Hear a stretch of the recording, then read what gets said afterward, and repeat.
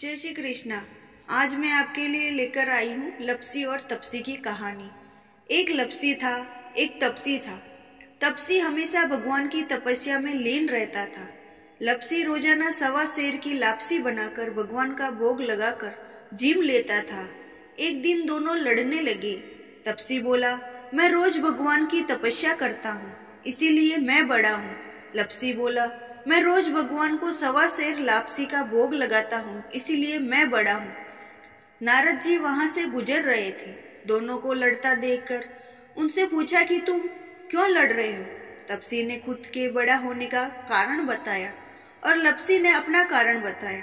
नारद जी बोले, तुम्हारा फैसला मैं कर दूंगा। दूसरे दिन लपसी और तपसी नहाकर अपनी रोज की भक्ति करने के लिए आए तो नारद जी ने छुपकर 1.25 करोड़ की एक अंगूठी उन दोनों के आगे रख दी। लपसी की नजर जब अंगूठी पर पड़ी तो उसने चुपचाप अंगूठी उठाकर अपने नीचे दबा ली। लपसी की नजर अंगूठी पर पड़ी लेकिन उसने ध्यान नहीं दिया। भगवान को भोग लगाकर लापसी खाने लगा। नारद जी के सामने आए तो दोनों ने पूछा कि कौन बड़ा है। तो नारद जी ने कहा, तपसी से खड़ा होने के कहा। वह खड़ा हुआ तो उसके नीचे दबी हुई अंगूठी दिखाई दी।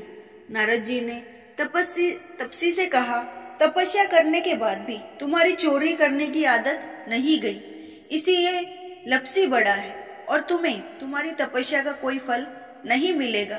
तपसी शर्मिंदा होकर माफी मांगने लगा। उसने नारद जी से पूछा, मेरी तपस्या का फल कैसे मिलेगा।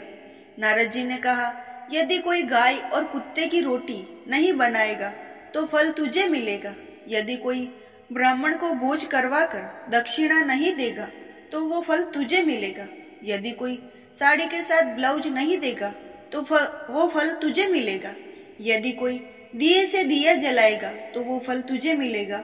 यदि कोई सारी कहानी सुनेगा लेकिन तुम्हारी कहानी नहीं सुने तो फल तुझे मिलेगा। उसी दिन से हर व्रत कथा कहानी के साथ लपसी तपसी की कहानी भी सुनी जाती और कही जाती है।